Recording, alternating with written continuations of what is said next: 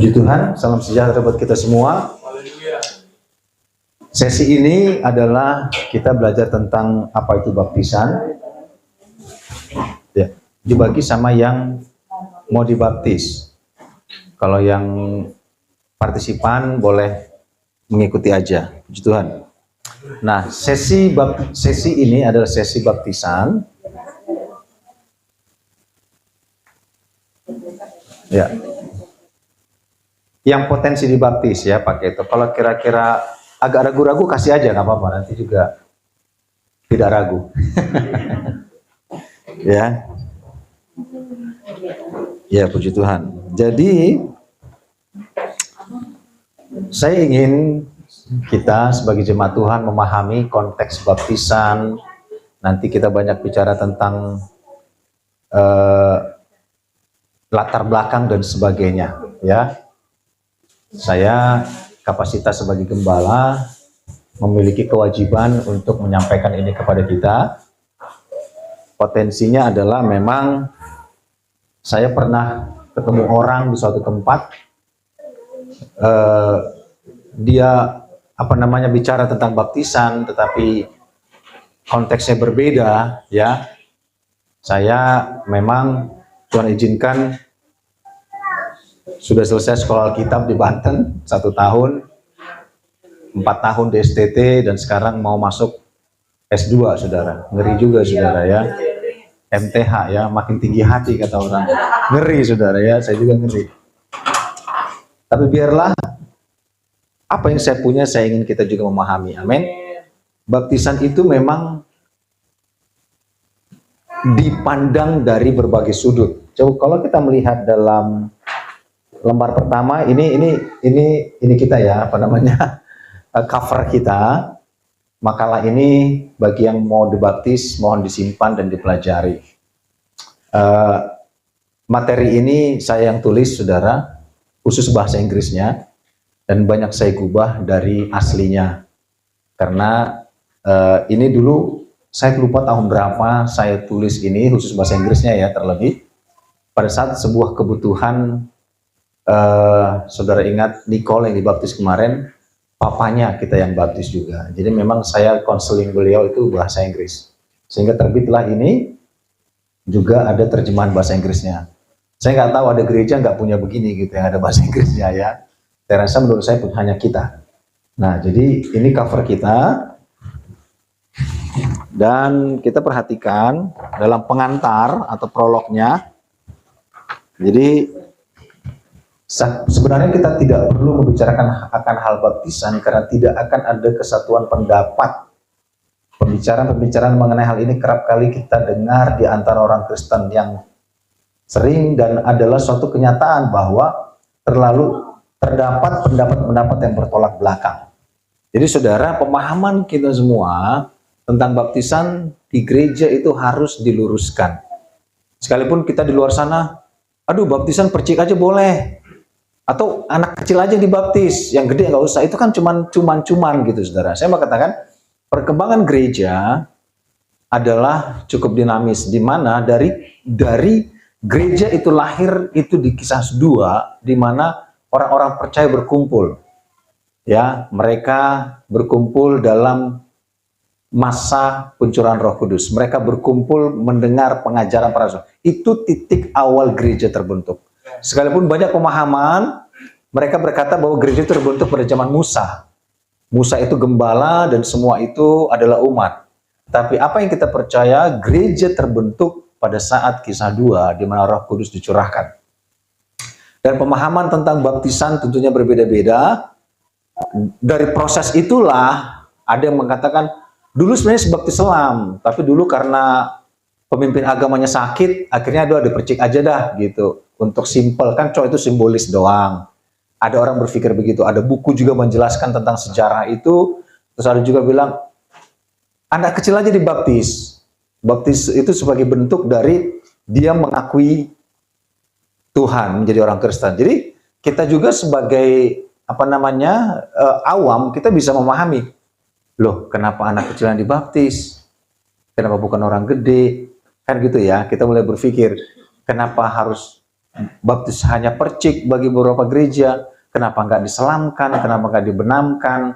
Apa yang menghalangi? Pemahaman apa? Kan gitu berkembang, saudara. Tapi Gereja Pantekosta Indonesia tetap kembali kepada kebenaran. The Bible explains the Bible. Bahwa firman Tuhanlah yang menjelaskan firman Tuhan, bahwa baptisan GPDI adalah baptisan selam.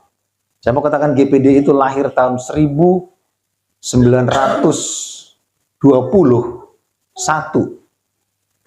Sudah 100 tahun lebih, dan the mother of Pentecostal Church adalah GPDI. Jadi dari GPDI lahirlah, ada GBI tahun 1976 lahir, dari situ lahir gereja-gereja karismatik lainnya. Sebenarnya kita tidak aliran karismatik, orang aja menyebutkan kita tidak karismatik.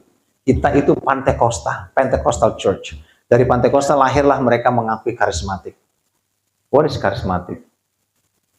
Agak-agak akademia sih menurut saya. Yang ada Pentekost, betul ya, Pantekosta.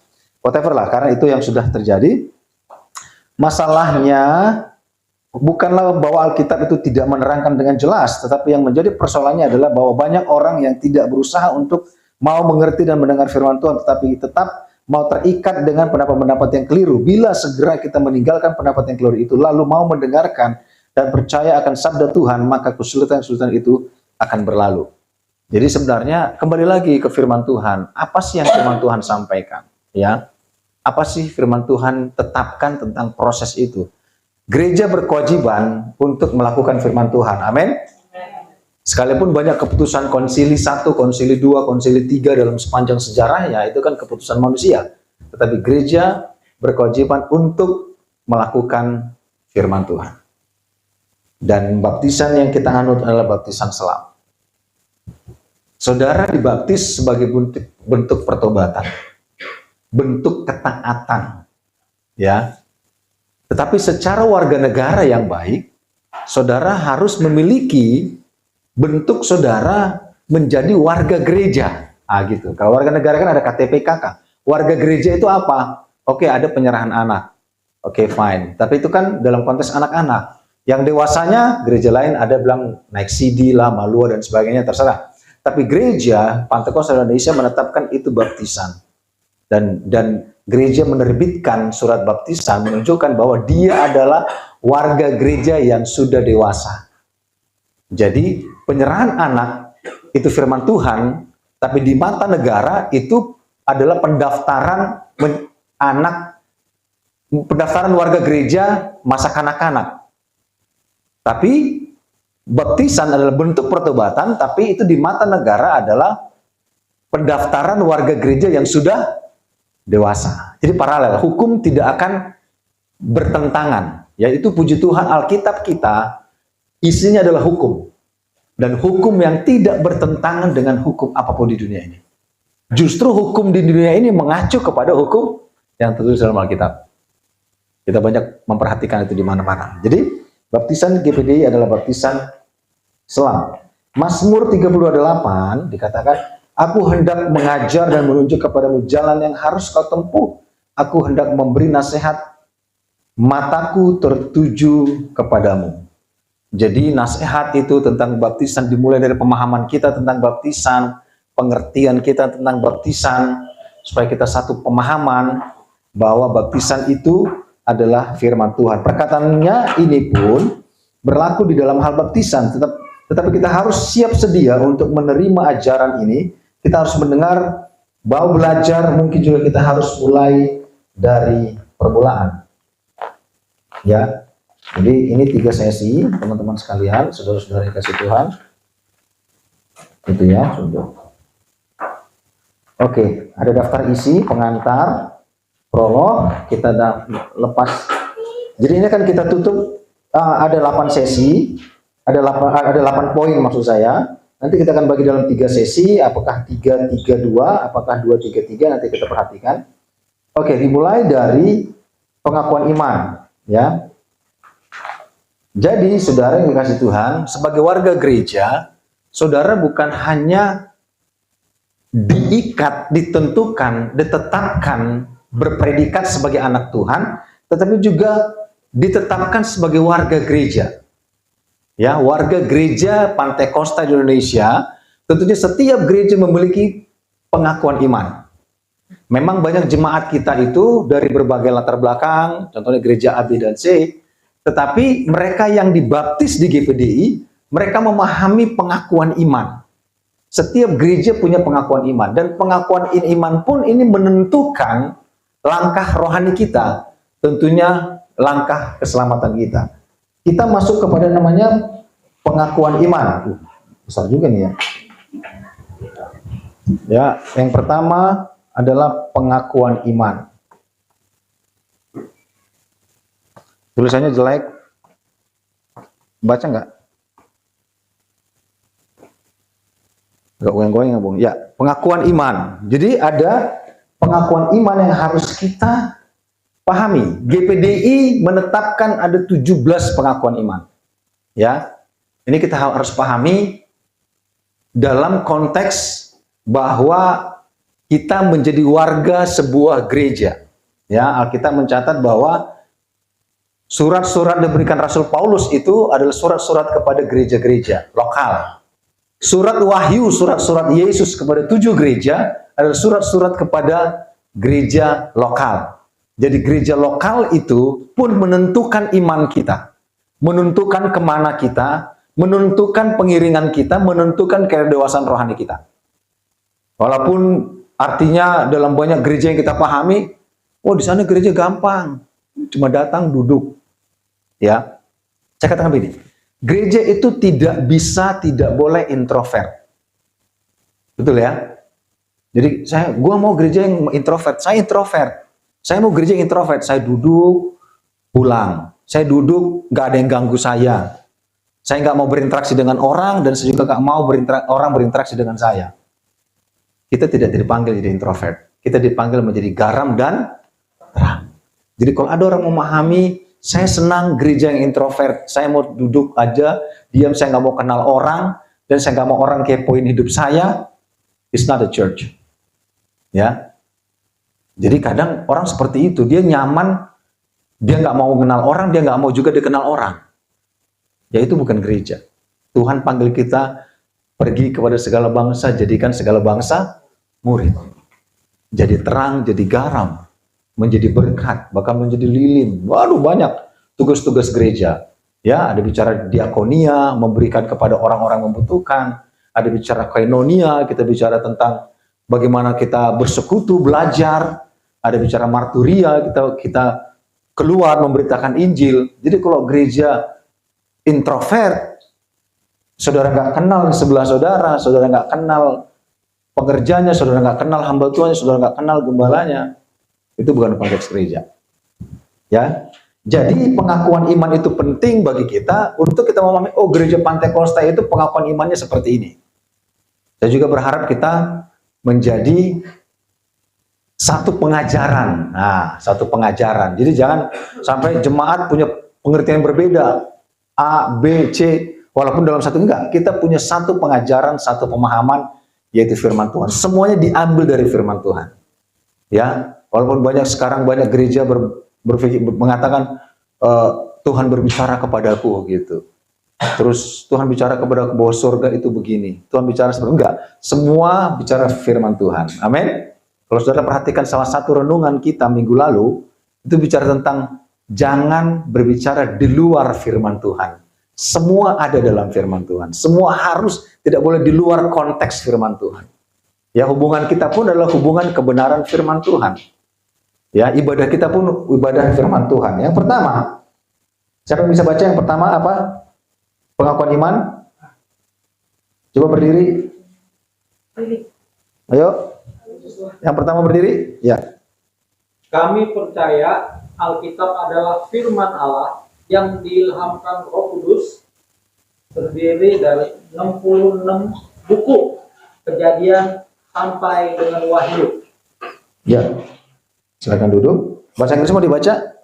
Monggo. Dengan firman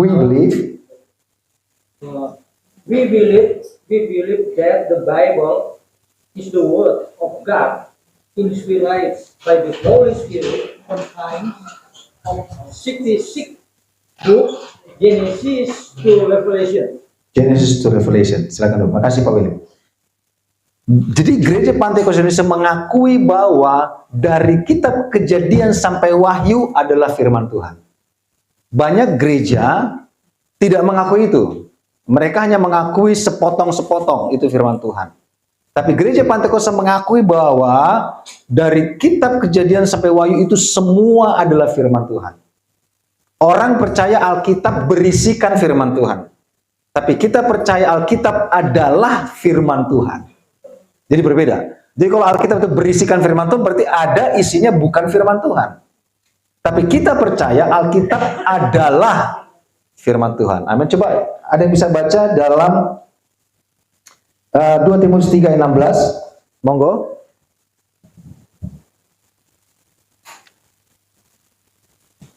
Silakan dibaca. Demikian firman Tuhan, segala tulisan yang diilhamkan Allah memang bermanfaat untuk mengajar, untuk menyatakan kesalahan, untuk memperbaiki kelakuan, dan untuk mendidik orang dalam kebenaran. Ya, jadi bahwa tulisan itu diilhamkan oleh Allah. Bahwa segala tulisan itu diilhamkan oleh Allah. Bermanfaat untuk mengajar, menyatakan kesalahan, memperbaiki kelakuan, mendidik orang dalam kebenaran. Jadi tulisan Alkitab yang saudara pegang itu diilhamkan oleh Allah. Ditulis oleh mereka. Tetapi tulisannya itu berkesinambungan, nyambung. Ya, Kejadian nyambung dengan Keluaran, nyambung, walaupun penulisnya berbeda. Tapi semuanya nyambung. Ya. Penulisnya pun banyak. Tapi semuanya nyambung. Perjanjian baru bicara tentang perjanjian lama. Perjanjian lama bicara tentang nubuat apa yang akan terjadi ke depan. Jadi semua begitu sempurnanya Alkitab kita. 66 buku dijadikan satu, 39 perjanjian lama, 27 perjanjian baru. Semuanya itu nyambung. Dalam sebuah satu kesatuan, semua bicara tentang Yesus. Ya, banyak orang bilang, oh ada kitab ini, enggak.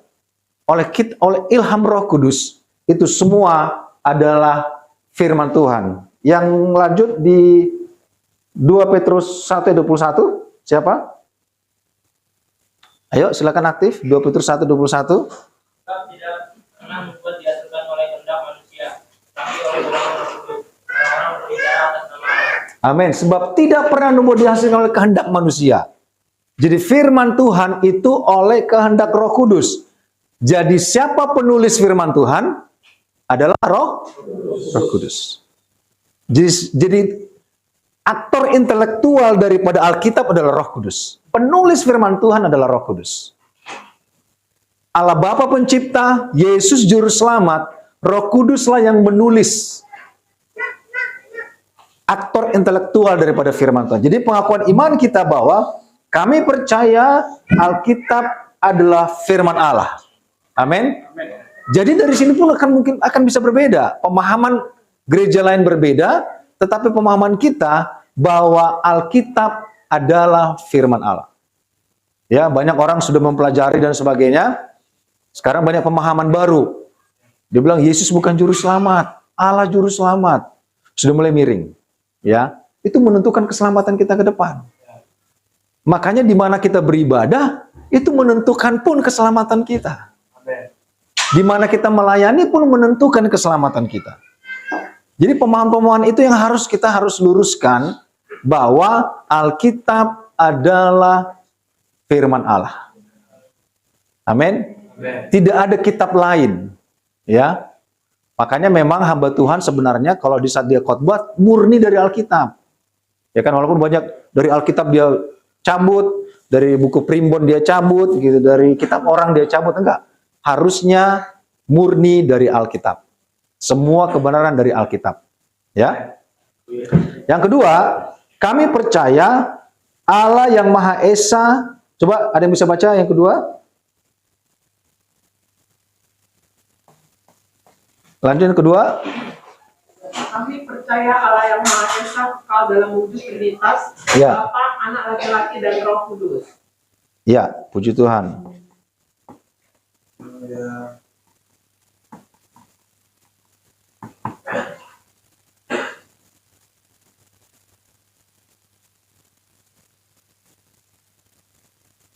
bahwa ada Trinitas, yaitu Bapa, Anak laki-laki, dan Roh Kudus. 3 di dalam satu. Sebenarnya kita menyembah satu Tuhan. Ya, banyak orang bilang senjatanya adalah, wah, orang Kristen menyembah 3 Tuhan. Enggak, kita menyembah satu Tuhan. Satu Tuhan yang esa. Sebenarnya ayat mereka itu tidak ditunjuk kepada Alkitab, tapi ditunjuk kepada ilah-ilah di zaman itu, karena mereka punya kurang lebih 600 dewa. India punya ribuan dewa, ya. Banyak orang punya ribuan dewa. Makanya ayat yang mereka punya itu tidak ditujukan kepada kita, tapi ditujukan kepada orang lain. Walaupun kembali lagi dibuat menjadi seakan-akan ditujukan kepada kita, enggak. Itu semuanya bahwa kita menyembah Allah yang satu. Dalam nama Bapa, Anak laki-laki, dan Roh Kudus. Ini satu kesatuan, tidak ada yang bisa dikerdilkan. Ya, pengajaran baru sekarang, Yesus itu Tuhan kecil, Tuhan besar Bapa, Yesus Tuhan kecil, Roh ya udahlah rohnya doang, enggak. Roh Kudus pun bermanifestasi. Roh Kudus punya peran. Ada 3 zaman yang kita percaya. Zaman apa? Zaman Bapa, zaman Anak, zaman Roh Kudus. Sekarang kita di zaman apa? Roh Kudus. Zaman Bapa di mana Allah berfirman melalui para nabi.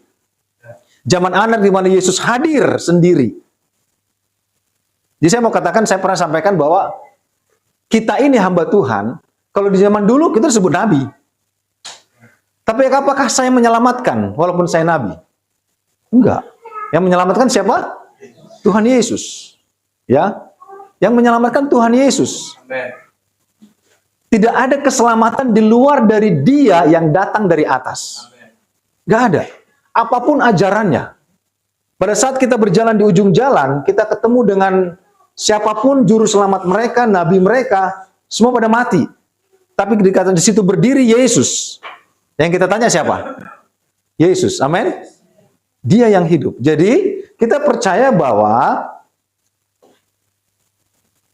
Allah yang Maha Esa kekal dalam wujud Trinitas Bapa, Anak laki-laki, dan Roh Kudus. Siapa bisa baca Ulangan 6 ayat 4? Ayo cepat-cepat. Ya. Dengarlah, hai orang Israel, Tuhan itu Allah kita, Tuhan itu Esa. Tuhan itu Esa, Tuhan itu satu. Kita menyembah Tuhan yang satu. Tapi Dia kan punya nama. Ya. Ya. Makanya beri dia Immanuel, namanya adalah Yesus. Ya, bahwa orang Israel menyembah, katakan itu Yahweh, bacaannya Adonai, itu panggilan mereka. Tapi kita tetap dia adalah Yesus, dia namanya. Yesus namanya, di dalam nama Yesus ada keselamatan, dalam nama Yesus ada kesembuhan, dalam nama Yesus ada pertolongan. Ada kuasa dalam nama Yesus. Kita diselamatkan oleh nama Yesus. Lanjut, siapa lagi yang bisa? 1 Timotius 2:5. Karena Allah itu Esa, dan Esa pula Dia yang menjadi pengantara antara Allah dan manusia, yaitu manusia Kristus Yesus. Ya, pengantaranya juga satu. Gak ada pengantara yang lain. Dia yang Esa menjadi pengantara antara kita dengan Allah. Kenapa sih harus ada pengantara? Karena Allah terlalu maha kuasa dan maha dahsyat. Gak bisa kita sampai kepada Dia. Dia terlalu agung, terlalu mulia. Satu wujud keilahian yang kita tidak bisa bayangkan dengan pikiran kita. Harus ada yang datang menjadi manusia untuk kita bisa berbicara kepada Dia. Untuk kita bisa mengerti maksudnya, bahasanya aja beda, wujudnya aja beda. Kita kan cuma ciptaan. Harus ada pengantara. Kalau enggak kita bisa binasa oleh kedahsyatan dan kemahakuasaannya. Jadi harus ada pengantara, yang satu-satunya pengantara adalah Yesus. Para rasul, para nabi pun bukan pengantara. Tetapi Yesus satu-satunya pengantara. Lanjut, ayat yang lain, silakan. 1 Yohanes 5 ayat 7. Ayo. 1 Yohanes 5 ayat 7. Sebab ada 3 yang memberi kesaksian di dalam sorga, Bapa, Firman, dan Roh Kudus, dan ketiganya adalah satu. Ketiganya adalah satu. Jadi banyak ayat yang menjelaskan bahwa kita menyembah Allah yang satu. Sehingga kalau orang nanya, "Oh, lu menyembah 3 Allah?" Enggak. Lu baca dulu Alkitab gue yang benar, baru lu ngomong. Karena mereka nggak mendengar, nggak baca dengan jelas bahwa kita menyembah Allah yang satu. Kita punya satu Tuhan. Amin. Amin. Pengantarannya Yesus dalam Roh Kudus ada. Jadi kita menyembah Allah yang satu, Esa, One. Dan itu dalam nama Bapa, Anak laki-laki dan Roh Kudus. Itu dalam nama Tuhan Yesus Kristus. Setiap kita mentahbiskan sesuatu dalam nama Tuhan, walaupun banyak sekarang pemahaman yang sudah mulai miring-miring dan sebagainya. Lihat TikTok dan sebagainya. Tanya dulu itu TikTok sekolahnya di mana dia. Ya. Makanya itu kalau orang GPDI itu benar-benar dia harus belajar dan belajar. Dia harus benar-benar memahami dan memahami. Jadi bukan langsung tayang begitu, waduh, terus harus bicara begini. Yang nggak belajar, yang nggak dididik dalam gereja, yang tidak ada bekalnya. Makanya sekali lagi kita punya program ibadah pemuda akan kita buat sebagai ibadah belajar, ya. Amin. Sehingga kita memahami.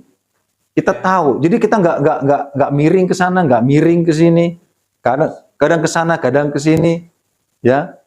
Kita percaya minyak tanah, kita bicara minyak sawit, gitu, jangan. Ya, kita harus hanya percaya kepada Yesus. Amin. Amin. Matius 28:19, ayo. Karena itu pergilah, jadikanlah semua bangsa muridku, dan baptislah mereka dalam nama Bapa dan Anak dan Roh. Amin. Dibaptis dalam nama Bapa, Anak, dan Roh Kudus dalam nama Tuhan Yesus Kristus. Jadi kalau saudara masuk dalam penyerahan anak, di gereja Pantai Kosta, anak itu diberkati dalam nama Bapa, Anak, dan Roh Kudus Tuhan Yesus Kristus. Saudara sudah dewasa, saudara dibaptis dalam nama Bapa, Anak, laki-laki, dan Roh Kudus. Mungkin saudara berpikir, tapi gereja besar di sana nggak begitu. Ya itu urusan dia dengan Tuhan. Amin. Kita urusan kita.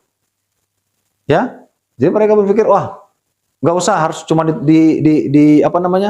dipercik aja. Dipercik pun ya cuma dipercik seperti itu, nggak tahu atas nama siapa. Saudara kalau pernah dibaptis tidak atas nama itu, saudara harus masuk baptisan. Harus ada nama itu yang memeteraikan. Ya. Karena nama itu yang menyelamatkan kita. Nama itu begitu mulia.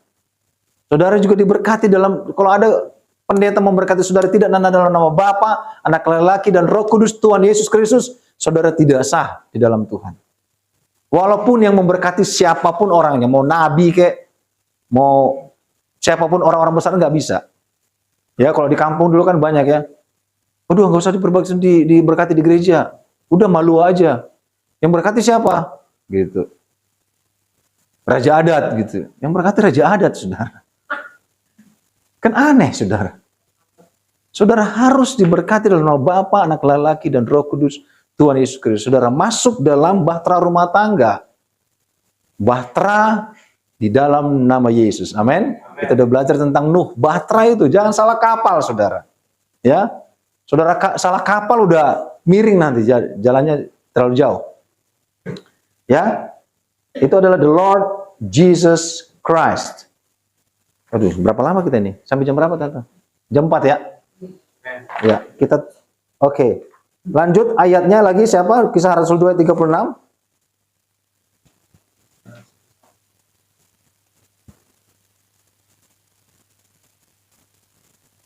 Ayo. Jadi seluruh kaum Israel harus tahu dengan pasti bahwa Allah telah membuat Yesus bangsa Israel itu Tuhan. Iya, dia Tuhan dan dia Kristus, dia adalah juru selamat. Ya, yang kamu salibkan itu menjadi Tuhan dan dia Tuhan. Jadi seorang bilang, mana tulisannya Yesus Tuhan? Dia Tuhan. Amin. Dan dia Kristus. Jadi kurang apa? Tuhan sendiri yang menyelamatkan kita. Tuhan sendiri yang datang dalam keesaannya dalam nama Bapa, Allah, Anak laki-laki, dan Roh Kudus. Dalam sebuah keesaan itu. Saudara mengusir setan pun dalam nama ini. Ya. Saudara mengusir setan dalam nama Kim Jong Un, nggak lari setannya. Nggak bisa. Saudara mengusir setan dalam nama Yesus. Karena dia hanya takut kepada nama itu. Nggak ada nama lain loh. Ya, nggak ada nama lain. Hanya lewat nama Yesus. Kita lompat aja langsung ke poin ketiga. Kami percaya Allah pencipta alam semesta dan manusia seperti yang ditulis dalam kitab Kejadian. Allah pencipta alam semesta. Coba Kejadian 1 ayat 2. Kejadian 1 ayat 2. Bumi belum terbentuk dan kosong. Gelap gulita menutupi samudra raya. Dan roh Allah melayang-layang di atas permukaan air. Ya. Allah pencipta alam semesta. Jadi kalau saudara berhubungan dengan orang-orang yang nggak percaya Tuhan, kayak ateisme, mereka percaya bahwa alam ini diciptakan from nothing. Jadi nggak ada penciptanya. Nothing. Berarti mereka percaya kepada nothing. Kalau kita percaya kepada something, something created the world. Ada sesuatu yang menciptakan dunia ini, penciptanya adalah Allah. Jadi saudara pilih mana? Percaya nothing atau percaya something? Percaya something. Ya, mengadakan yang tidak ada menjadi ada. Ini tantangan ke depan loh ini. Tantangan ke depan. Generasi muda sekarang mulai mereka miring kepada ateisme. Nggak ada Tuhan. Kita diciptakan itu nggak ada penciptanya. Kurang ajar gitu. Jelas. Jadi dengan kata lain dia tidak mengakui Tuhan, dia tidak mengakui juga orang tuanya. Dia tidak mengakui eksistensi dunia ini, eksistensi hidupnya. Coba bayangkan betapa rumitnya hidup kita, tubuh kita ini. Tentu ada yang menciptakan. Ada yang kontrol, ada yang menguasai, ada yang punya. Ya kan? Coba saudara pergi ke tanah kosong di luar sana, itu ada tanah kosong lagi di itu. Dia bilang, ini gak ada yang punya, ini Tuhan yang punya. Dikampak langsung saudara. Ada yang punya. Kita pun ada yang punya. Ya, kalau saudara tidak mengakui Tuhan, berarti kita tidak mengakui dunia ini bahwa diciptakan oleh Tuhan. Gereja Pantai Kosta Indonesia menggariskan salah satu pengakuan iman adalah Allah pencipta alam semesta. Allah yang menciptakan matahari, planet, dan semuanya. Allah yang menciptakan alam, bahkan Allah yang kontrol semuanya, menguasai musim, menguasai alam semesta, menguasai semua ciptaannya, manusia, hewan, tumbuhan, semuanya. Itu ciptaan Tuhan. Ya. Manusia hanya penikmat, ya. Kita tahu dari hari pertama sampai hari kelima, Allah menciptakan alam semesta, Allah menciptakan tumbuhan, Allah menciptakan hewan, matahari, penerang, air, cakrawala, sampai terakhir menciptakan manusia. Coba manusia diciptakan hari pertama. Dia akan ikut-ikut ngaku, gue juga menciptakan ayam loh, kata dia. Makanya Tuhan ciptakan manusia terakhir. Supaya dia nggak ngaku-ngaku bahwa dia menciptakan semuanya itu. Ya kan? Makanya, jadi Gereja Pantai Kosta menggariskan bagi generasi muda. Dikala ada orang mulai membawa pengiringan, waduh, Tuhan nggak ada yang cipta, alam semesta nggak ada yang ciptakan. Tercipta begitu aja. Kok aneh? Terus ada yang bicara tentang teori Darwin, teori evolusi. Ya, bahwa kita semuanya itu proses dari monyet, katanya saudara. Lu aja, gua enggak, kan gitu saudara. Itu ciptaan Tuhan. Makanya ada suami istri, anaknya bertanya kan, Ma, kata papa ateis, ya dia aja. Terus manusia dari mana? Kata papa manusia itu dari monyet, evolusi. Ya papa lu aja dari monyet, saya enggak, katanya. Kita enggak ada bicara evolusi. Murni Tuhan ciptakan seturut dan segambar dengan rupa Allah. Ya. Orang yang nggak mau mengakui Tuhan itu orang yang nggak ngerti hidupnya ke depan. Ya. Ayat lain, lanjut. Yohanes 1 ayat 1 sampai 3. Ayo cepat-cepat. Yohanes 1 ayat 1 sampai dengan 3. Firman yang telah menjadi manusia. Pada mulanya adalah firman itu bersama-sama dengan Allah, dan firman itu adalah Allah. Nah, Dia terus? pada mulanya bersama-sama dengan Allah.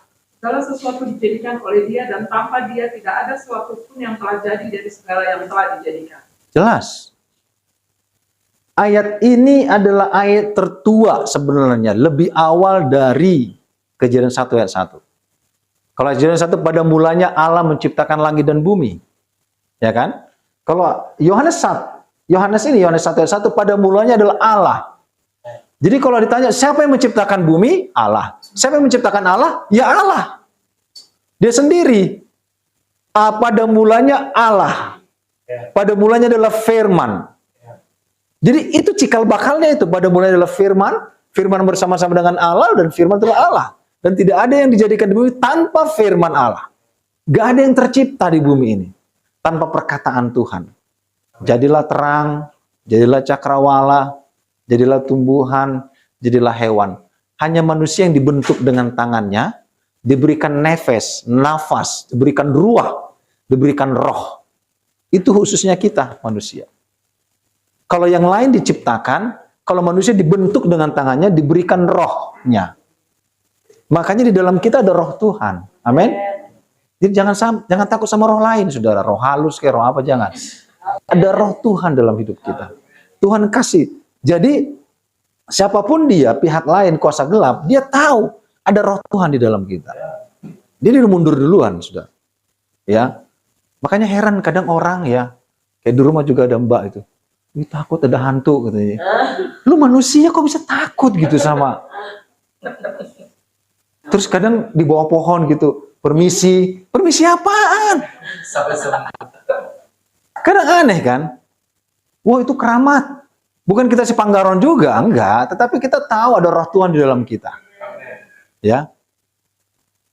Di tetangga kami dulu di Medan itu ada orang kesurupan. Senang banget kesurupan. Bapak saya lewat cuma ditanya, weh orang kudus katanya. Weh Nabadia katanya.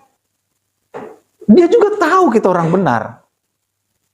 Jadi kita diciptakan begitu elok, begitu indah. Allah pencipta alam semesta. Jadi jangan sampai ada anak Tuhan yang tidak mengakui bahwa pencipta langit dan bumi adalah Allah yang kita sembah. Adalah Allah yang luar biasa. Tentunya dia akan mengontrol segala sesuatunya, mengatur alam. Banyak ayat-ayat tentunya. Lanjut. Di mana lagi? Wah, banyak sekali ayatnya. Ini kalau dibaca enak banget, luar biasa ini.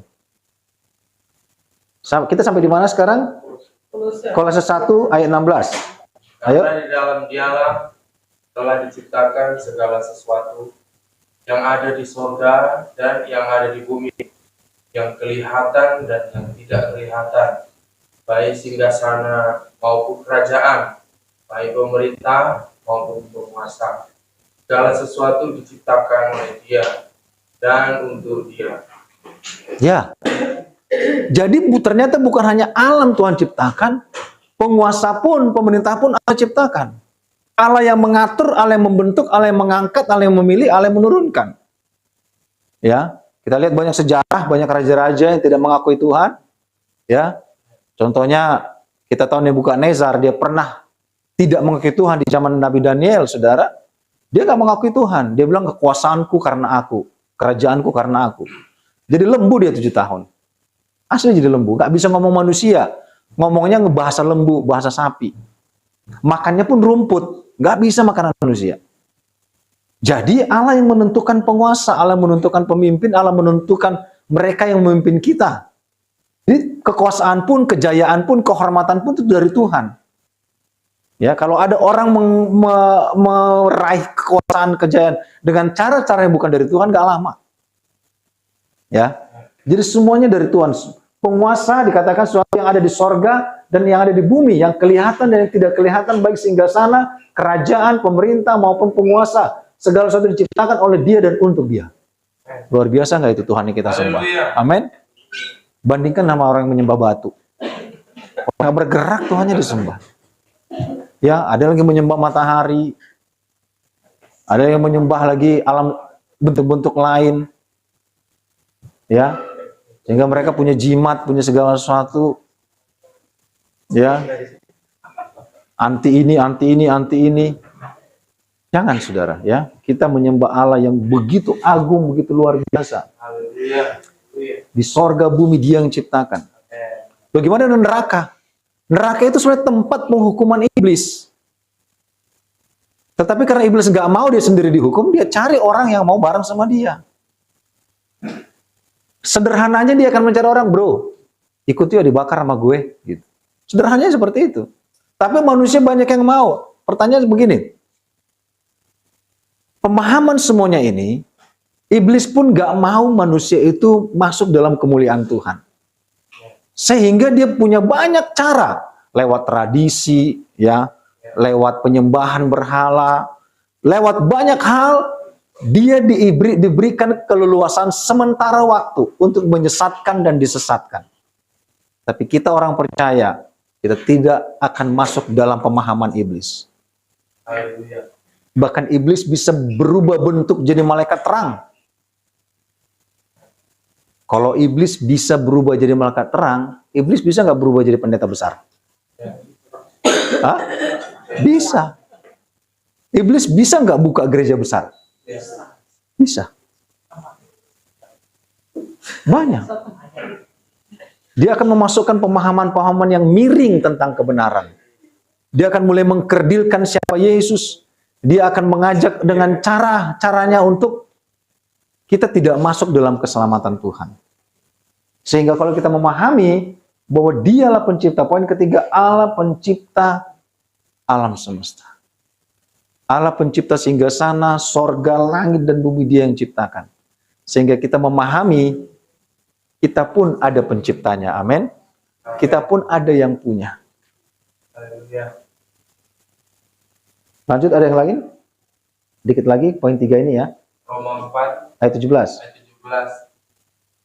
Yang firman Tuhan. Seperti ada tertulis, engkau telah kutetapkan menjadi bapa banyak bangsa-bangsa di hadapan Allah yang padanya ia percaya, yaitu Allah yang hidupkan orang mati dan yang menjadikan dengan firman-Nya apa yang tidak ada menjadi ada. Ya. Jadi dia Allah yang menjadikan yang tidak ada menjadi ada. Secanggih apapun manusia, mereka tidak akan pernah bisa menyamai Tuhan. Nimrod sudah mengalami itu. Amburadul. Hawa sudah mengalami itu, ditawarkan seperti Tuhan, amburadul. Dosa. Jadi tidak akan ada yang menyamai Tuhan. Teknologi canggih apapun ke depan, ujungnya mereka tidak akan pernah bisa menyamai Tuhan.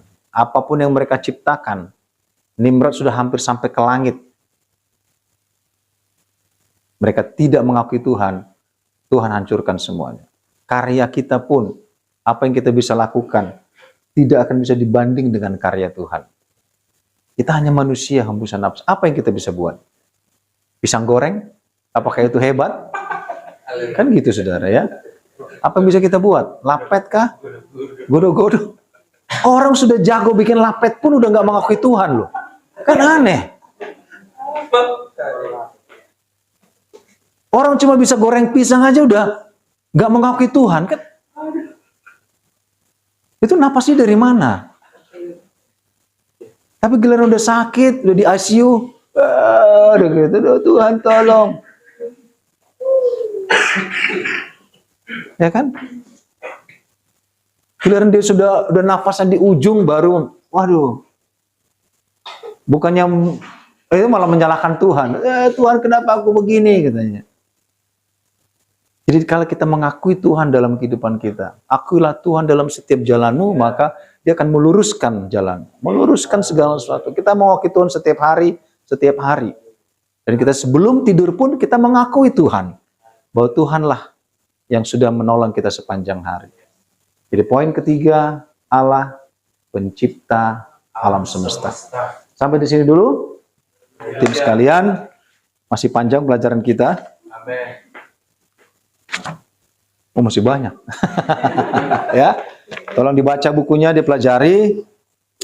Mudah-mudahan ke depan nanti tolong langsung dibaca ya, kalau boleh. Pada saat kita belajar poin keempat nanti kami percaya Tuhan Yesus Kristus anak Allah menjadi manusia dan sebagainya. Nanti ada banyak ayat pendukungnya ya. Jadi kita pun mau ayat itu dibaca. Karena ayat itu firman yang akan diam dalam hidup kita. Amin. Bukan hanya topiknya saja kami percaya sebagai pengalaman iman, tapi ayatnya harus kita baca sebagai bentuk ya. Kadang saya belajar S2 ayat, kita belajar 3 jam, baca ayat cuma 2-3. Yang kita belajar cuma pikiran manusia, otak manusia, enggak saudara ya. Firman itulah yang harus kita baca dan kita renungkan. Karena firman itulah yang menguatkan dan menghidupkan kita. Amin. Bukan perkataan manusia, bukan pemikiran manusia, Ya. bukan buah pikiran manusia, tetapi firman itu sendiri yang adalah Tuhan sendiri Haleluya. bagi kita. Kita tundukkan kepala.